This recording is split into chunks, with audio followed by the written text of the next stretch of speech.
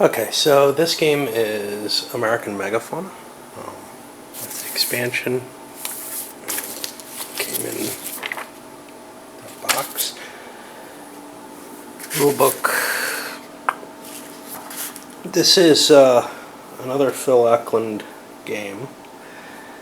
I picked this one up with the expansion, kind of cheap used, as it was in the mail.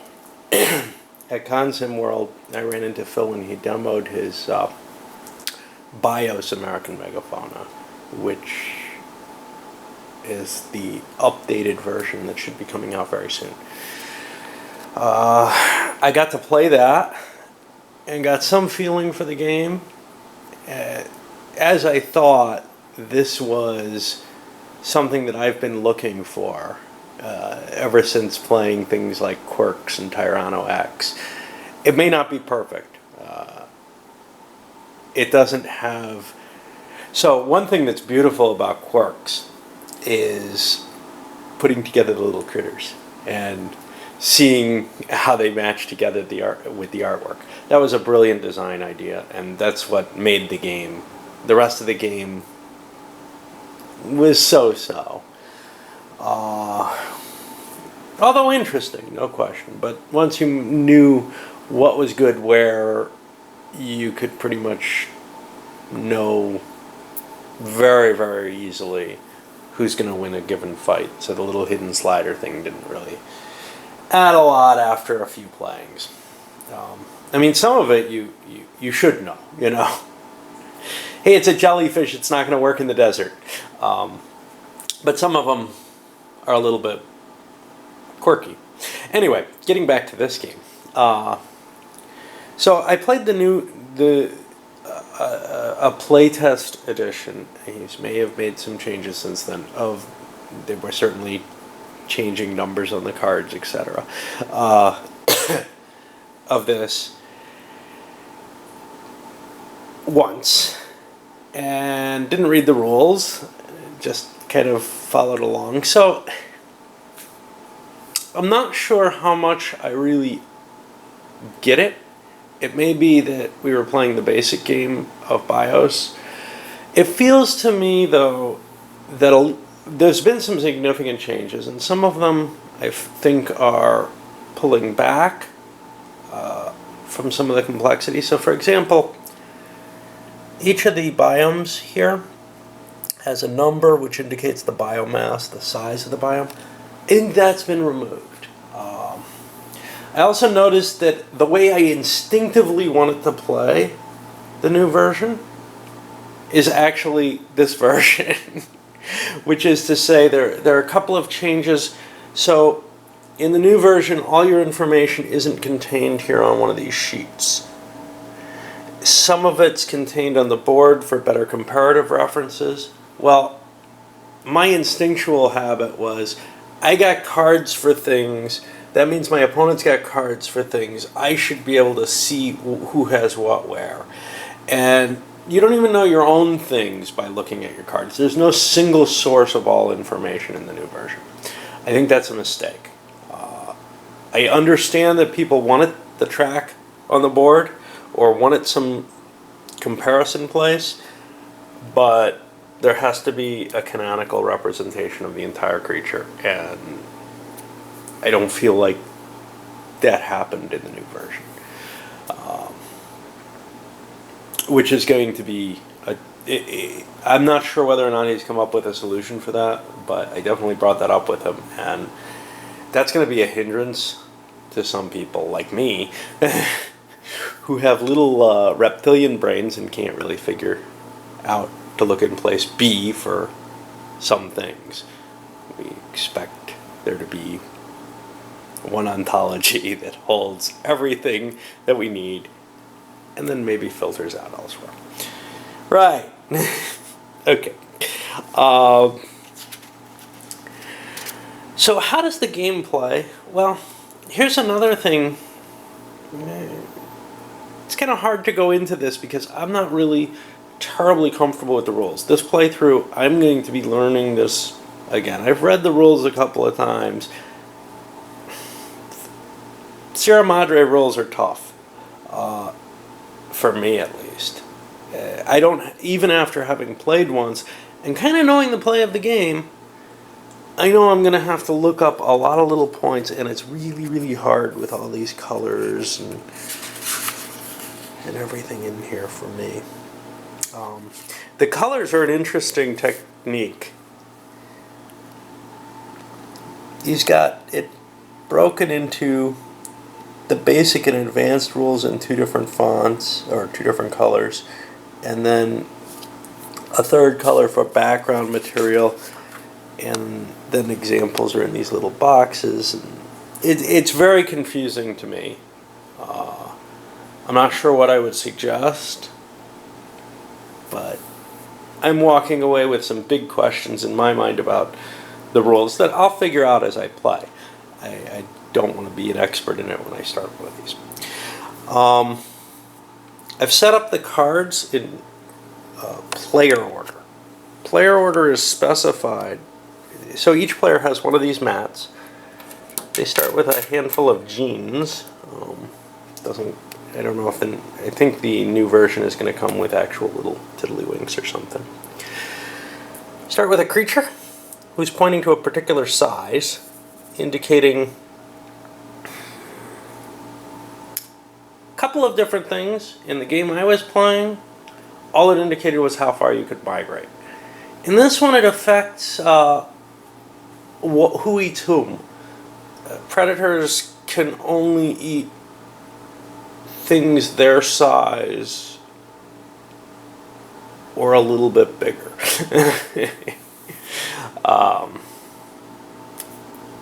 For whatever. And there's rationales given to all of these.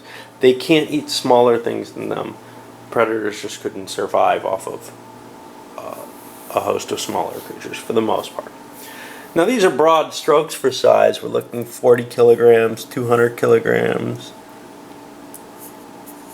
a ton, 4 tons, 16 tons, 60 tons. So we're not talking about, oh look, it's a rat, oh, a bunny rabbit's the next size.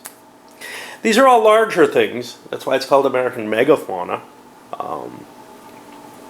Now, you start the game in this one with an archetype, which you can add to by adding DNA, and the archetype has more slots for DNA than your later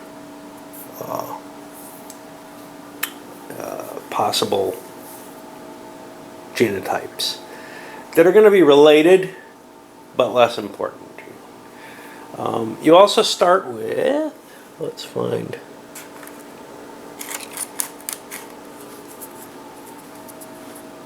a little thingy.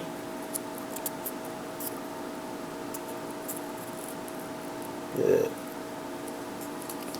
creates into a tent. You can see I've kind of folded it. And you get to place that somewhere. Now the starting setup is fixed, although there may be some alternate ones. You get to place it somewhere that you can survive. Now right now, you don't eat anything. You don't have any special abilities. So in a biome, there's a list of things you need to be able to eat that stuff. So this boreal, okay, I'm not going to say it. This requires 3 Bs, which is 3 browsing abilities. If you don't have 3 browsing abilities, which are also little tents, then you end up unable to survive there. So, since you start with absolutely no abilities, these are just your teeth. Those are used for some game purposes. For example, determining player order. The person with the most reptile teeth goes first. They're mammal reptile teeth. M's for mammal, R's for reptile. They determine some tiebreakers on cards that you're going to bid on. So he's got to start on somewhere that says none. Because he has no adaptations that allow him to eat anything special. And that's the case with all the starting big critters. They have to start somewhere that's really, the plant life is able to be eaten. I also have set up cards in each era, and these are divided up like this. So for example, Triassic has 6 cards. Each of the eras has a different number of cards. I don't know if any of the cards specify, say, Triassic, or something like that. In this version that I played, it seemed like, although I wasn't really sure how the cards were generated, it seemed like the deck of cards was one for the Mesozoic and one for the Cenozoic. And that seems sufficient, to tell you the truth. Because basically you play out the Mesozoic, you collect victory points for how much of the continent, how many of your little flags there are, how many little tents you have on the board. And then you play the Cenozoic, and you count how many tents you have, you add them up, guy with the most wins. That's the basic victory conditions here. Now, in the version I played, and I don't see anything like that here, there were cards that you could bid on. This is, at heart, like Lords of Sierra Madre, a game where you bid to get the cards. And you bid with your genetic material.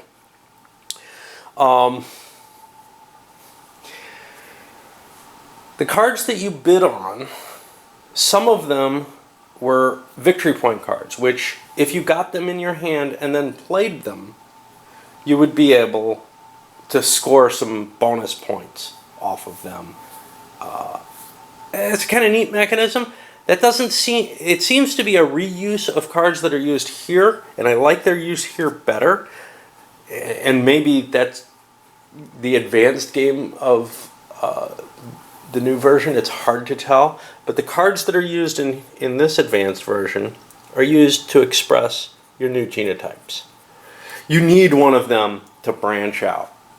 In the version I was playing, you did not need anything to branch out. You could just say, oh, I'm here, and so I'm looking for who he is.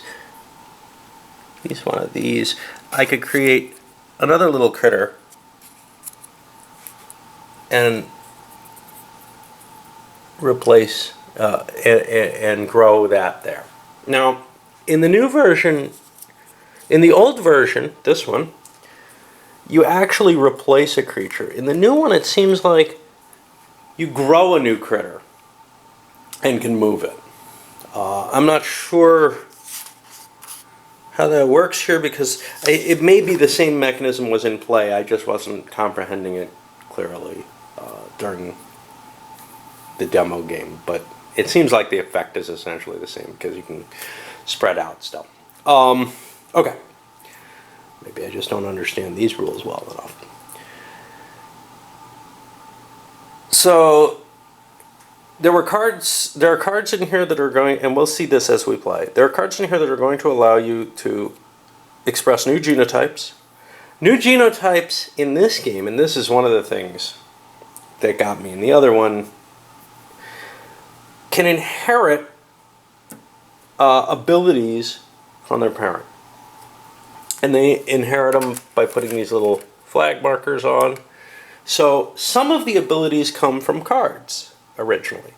You can't share the card, so they just get the ability flag for that card.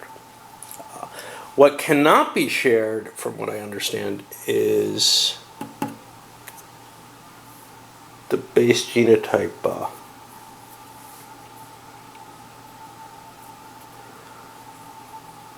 values. I'm not positive of that, if you spawn off a genotype growth. Okay. Yeah, I don't really know what I'm talking about here. That's obvious, but I do want to capture this because I'm not going to play it many times. So in a turn, what do? Well, you flip over a card from the current epoch. At this point, people are allowed, well, it depends on what it is. If it's a biome, everybody gets a gene, and a new biome may displace it's likely to displace one of the ones that's already set on the board. If it's a DNA card, these are abilities that your critters can have. These are auctioned off, and you pay with your genes. There's a possibility of players tying on it. Because it's not a competitive auction, it's a simultaneous auction, whatever. So, say I bid one, and he bids one. Well, there's going to be a tiebreaker, and one of us wins it based on the tiebreaker. This is kind of like High Frontier, where the dealer gets to choose tiebreaking. Well, in this case, the creature with the most of a certain type of teeth usually wins ties. There are exceptions, however, due to tool use and such. That looks better tracked. The tool using abilities appear to have shown up in the expansion here. Now, the expansion is, I would suggest against this if you're getting the old one, unless you can get it really cheap. It adds some cards. Now, here's the deck of unused cards, so at any given play, you may see one card out of the expansion. It adds a new creature, which is kind of cool. No question there. But, limiting the game at 4 players instead of 5 isn't that bad, I think. It adds very little else. It gives you this nice chart and some alternative starting points for the game.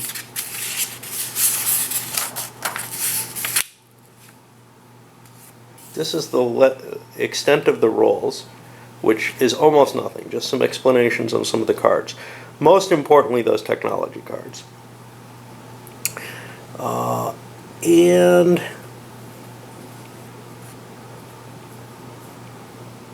we have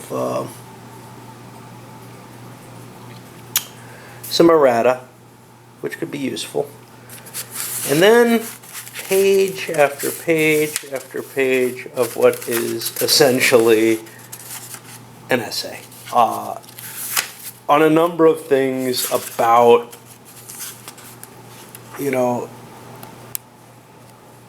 opinions on what the game kind of shows. And in some cases, yeah, it's clearly true, but I feel some of the arguments are a little iffy. But here's the point. I don't know if that really belongs. I feel like that was too unfocused on the subject matter and more on, well, what does it mean, Should we worry about polluting the earth?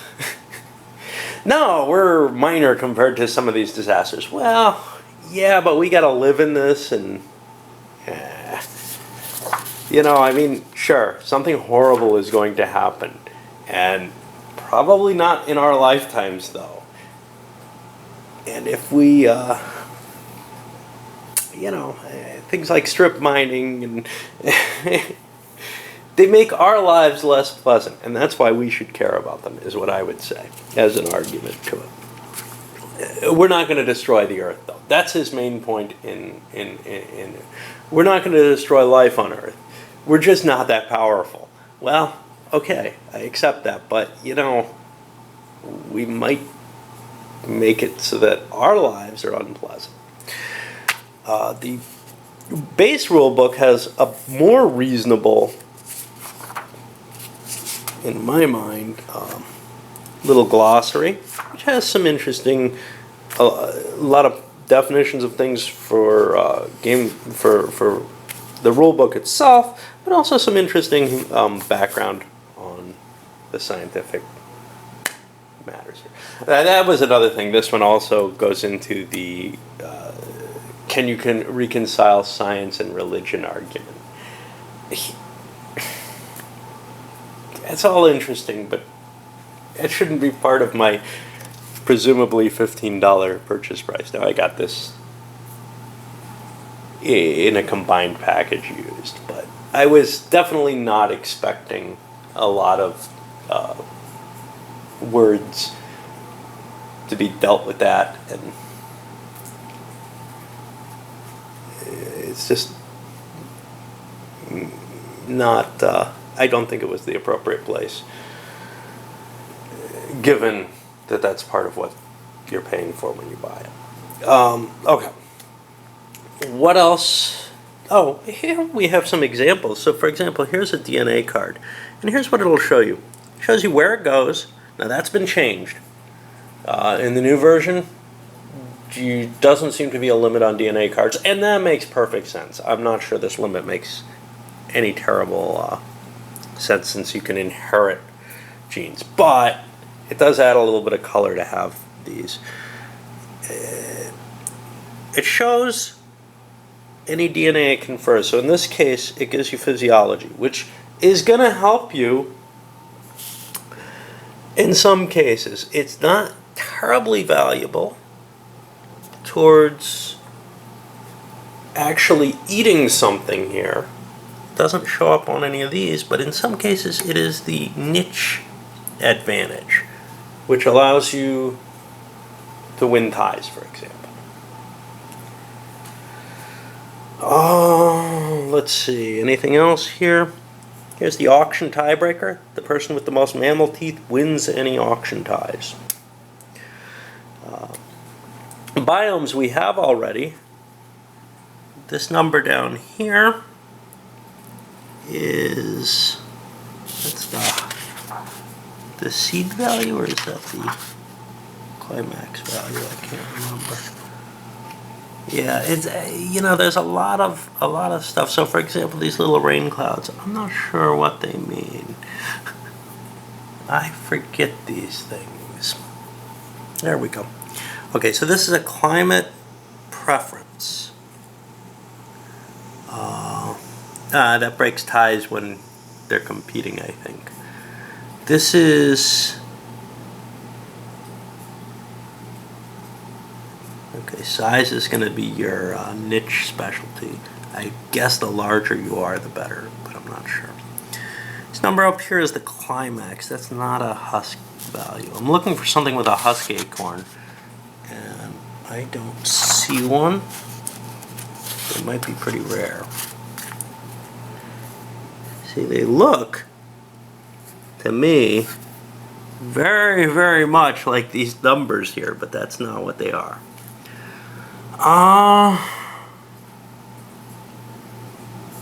Well, I'll just have to try to keep my eye out, because I don't see any.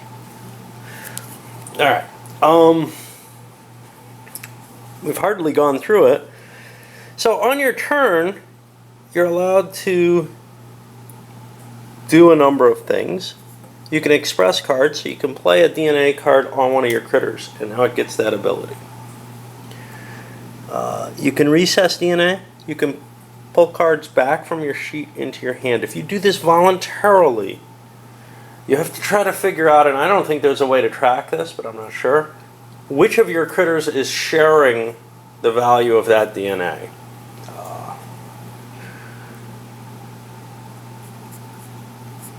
You can change your critter by deciding whether it's an herbivore or carnivore, and one of them's allowed to go both ways. I think Dogface is allowed to be an herbivore, carnivore, and omnivore, and yeah, he's one of the few that has any special abilities. He can't eat himself, though. Now, you can eat other critters that are related to you. You just can't eat your own species. And you can adjust your size by one step. Population expansion. You can move, adding tents to go to new places. Oh no, just adding tents to the location. Then you're allowed to migrate, both herbivores and carnivores. And it looks like you're allowed to adjust your size again as a carnivore. So you can adjust your size to move and then get smaller to eat. And then we look at competitions between the different things in the same biome. So if there's multiple herbivores in the same area, it's possible that there are too many. And if there are too many, I'm not sure what too many means. I know the biomass is in effect, but I don't know if anything else affects that. Like biomass may just say you can have 4.